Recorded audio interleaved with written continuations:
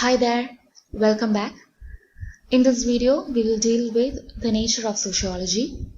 Here we will discuss the characteristics of sociology which was given by Robert Bierstedt in his book The Social Order. So let's move on. The first characteristic is sociology is an independent science. So in our last video, we have discussed that how sociology emerged as an independent science. In ancient times, the social thought was studied and discussed in other sciences like philosophy, political philosophy, history, and so on. It was in the middle of 19th century, social thinkers established sociology as an independent science. After that, the social thought and social life are treated and studied under an independent social science, and that is sociology. So the second characteristic is sociology is a social science and not a physical science. Any science that concerns with non-living matter, energy, and the physical properties of the universe is physical science. It deals with the inorganic world. For example, physics, chemistry, astronomy, and so on.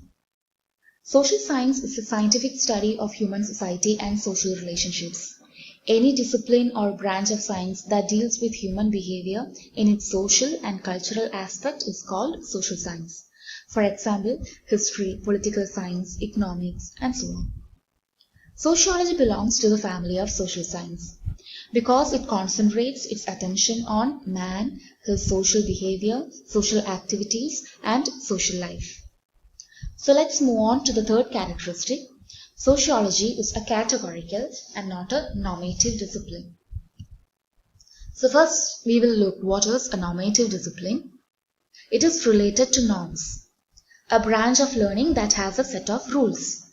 It judges and evaluates its subject matter. It talks about what should be and what ought to be. Then what is categorical discipline? It gives exact or absolute information. It is not a system of ideas and values. It gives statement about what is. It does not make any kind of value judgments. So sociology is a categorical discipline because it gives an exact information and does not make any kind of value judgments. For example, sociology studies different forms of marriage. Polygyny is a form of marriage, which means one man marries more than one woman. So sociology as a subject, it studies or it gives information about the meaning of polygyny, the characteristics, where it is being practiced, and so on.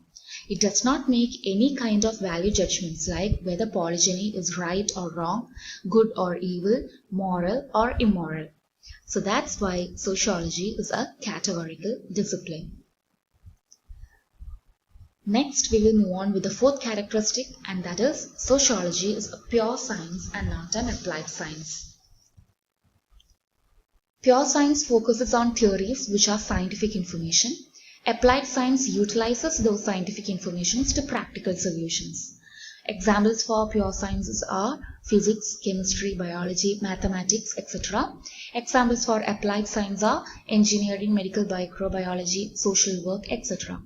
Sociology is a pure science because it gives importance to acquire knowledge about the human society.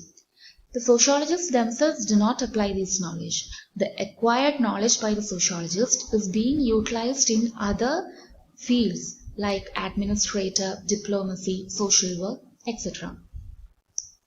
So the fifth characteristic is sociology is relatively an abstract science and not a concrete science. So what is concrete science? It deals with particular object. It is opposed to abstract. It deals with physical science. Then what is abstract science? It learns something that is not a material object and not based on specific examples. It is a general understanding of a particular study. For example, sociology studies war and revolution in general as a social phenomenon, as a type of social conflict. It studies under the title social conflict. It does not study war and revolution in particular. It studies in general. So that's why sociology is an abstract science. So let's move on with the sixth characteristic, and that is sociology is a generalizing and not a particularizing or individualizing science. It's not a particularizing or individualizing science. It is a generalizing science. It looks on the general laws or principles. It's not possible to study each and every event takes place in the society. For example, sociology study the concept culture, its meaning, characteristics, functions, and types. It is not examining each and every culture in the world, but by observing and comparing a few. So by studying a few, sociology generalizes the information. The seventh characteristic is sociology is a general science and not a special social science.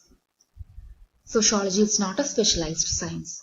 It does not study any special kind of phenomenon. For example, economics studies the economic activities, political science studies the political activities, psychology studies the human behavior and focuses on the individual, whereas sociology studies the human activities in a general way.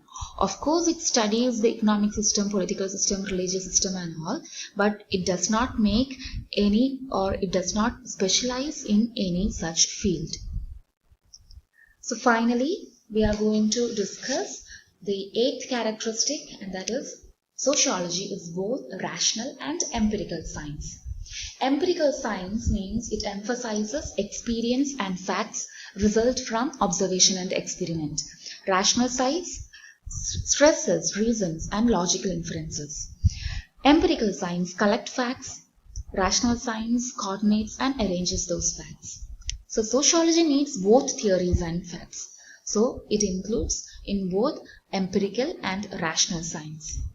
So when we summarize the nature of sociology, it is clear that sociology is an independent, social, categorical, pure, abstract, generalizing, both rational and empirical science.